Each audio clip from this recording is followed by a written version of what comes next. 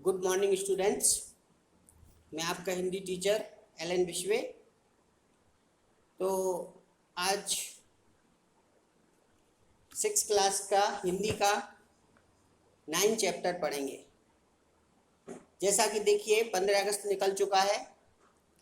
अब आपको राखी मेकिंग 22 तारीख को आपका राखी है, रक्षाबंधन है। तो आपको उसके पहले 21 तारीख को आपको थाली सजाओ प्रतियोगिता, राखी बनाना, ठीक है, और मेहंदी, तो ये तीनों आपके कंपटीशन होना है। तो इनका वीडियो बना के और आप ग्रुप में शेयर करोगे, मुझे दिखाओगे, ठीक है ना। जिसकी सिलेक्ट होगी वो JCS में उसको स्थान दिया जाएगा, ठीक। तो ये तो हो गई एक सूचना। अब क्लास 6 हिंदी का पाठ 9 आज मैं पढ़ा रहा हूँ। इसका सिर्फ वीडियो भेजूँगा मैं आज आपके पास। उसके नेक्स्ट डे आपके क्वेश्चन आंसर आएंगे, ठीक है। तो देखिए सब बच्चे बुक निकाल लीजिए और पेज नंबर 50 देखिए, 50। आशा है सबने निकाल ली होगी बुक्स। और अब मैं पढ़ता हूँ और एक पोयम है, समझ में आया ना। तो उस पोयम को आप सुनिए और हो सके तो ये इसका चित्र बनाइए आप। इतने ऊंचे उठो, एक लड़का है, ऊपर पक्षी उड़ रहा है, इसका एक पूरा चित्र बनाइए आप अपनी कॉपी में, ठीक है। ये होमवर्क भी है आपका, क्लास वर्क कॉपी में इसको बनाइए आप, जैसा भी बने, और कोशिश कीजिए, ठीक है। तो मैं अब पढ़ता हूँ। इतने ऊंचे उठो कि जितना उठा गगन है। कह रहा है कि इतना ऊंचा उठो जितना ऊंचा गगन है। समझ में आया ना। गगन मीन्स आकाश, आसमान है। तो इतने ऊंचे उठो कि जितना उठा गगन है। देखो इस सारी दुनिया को एक दृष्टि से। कह रहा है कि ऊंचे उठो तो मत में मत भूल जाओ इसको, इस सृष्टि को, इस दुनिया को एक नजर से देखो। सिंचित करो धरा समता की भाव वृष्टि से। कह रहा है कि धरा मीन्स धरती, इस धरती को सिंचित करो, भाव वृष्टि भावनाओं की वर्षा से। समझ में आया ना। जाति भेद की धर्म वेश की, जाति भेद धर्म वेश, समझ में आया। तो जातियाँ में भेद मत करो, धर्म में भेद मत करो। काले गोरे रंग द्वेष की, काले गोरे रंग द्वेष की, क्योंकि ये तो समानता है, सबको रहने का अधिकार है, ठीक है। तो काले गोरे रंग द्वेष की ऐसी असमान बातें मत फैलाओ। इतने ऊंचे उठो, यानी इन विचारों से इतने ऊंचे उठो कि जात भात, जात भेद, जाति का भेद भूल जाओ, धर्म भूल जाओ, काले गोरे का रंग का भेद भूल जाओ, द्वेष भूल जाओ। समझ में आया ना। द्वेष मीन्स होता है एक दूसरे से घृणा करना, भूल जाओ। ज्वालाओं से जलते जग में। कह रहा है कि ज्वालाओं से, ये जग क्या है, एक जलती हुई ज्वाला है, जैसे आग है, समझ में है ना। तो जलते ज्वालाओं के जलते जग में इतने शीतल बहो कि जितना मलय पवन हो। कह रहे कि जैसे मलय पवन जानते हो, मलय पवन होती है बिल्कुल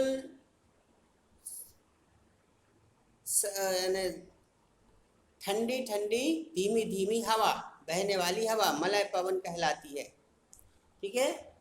तो इतना यानी बहो, ऐसे अपने विचार रखो, ऐसा अपना दिमाग रखो, समझ में ना, कि मलय पवन की तरह बहो।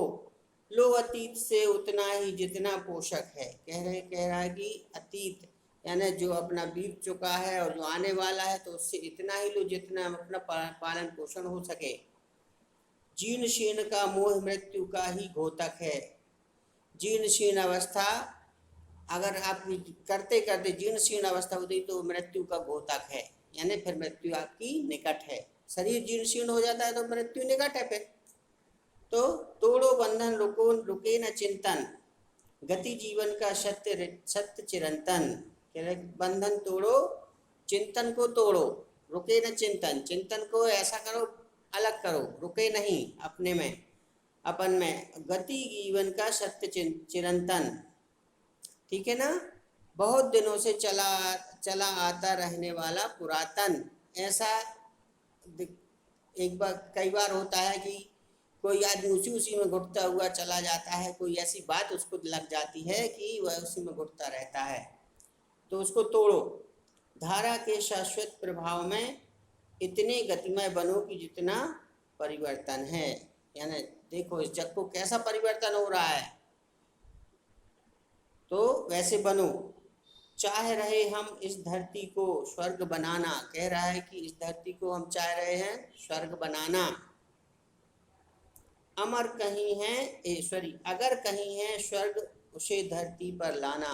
और कह रहा है कि अगर स्वर्ग है कहीं भी है तो उसको अपनी धरती पर लाना है, स्वर्ग जैसा लगे।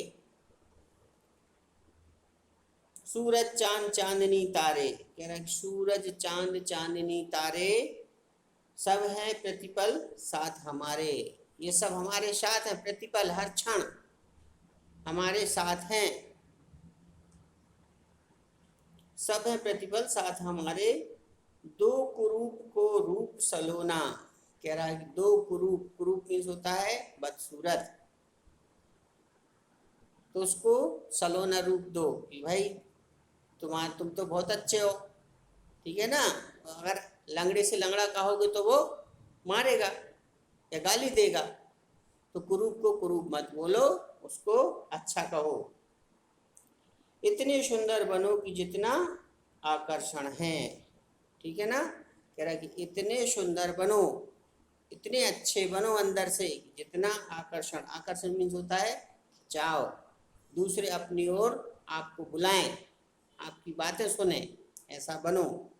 तो ये एक छोटी सी कविता है, लेकिन द्वारिका प्रसाद माहेश्वरी जी की लिखी हुई कविता है ये। किसकी? द्वारिका प्रसाद माहेश्वरी जी की। तो इस कविता में कवि ने लोगों का आह्वान किया है, यानी लोगों को जागरूक किया है कि वे आपस के भेदभाव के ऊपर उठकर एक सुंदर समाज के निर्माण में योगदान दें, जिससे समाज में सर्वत्र सुख शांति और प्रेम हो।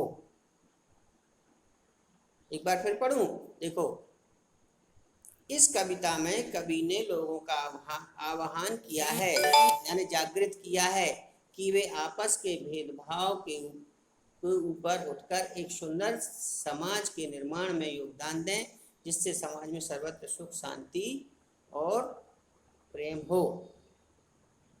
ऐसा ही समाज बनाना है, कह रहा है।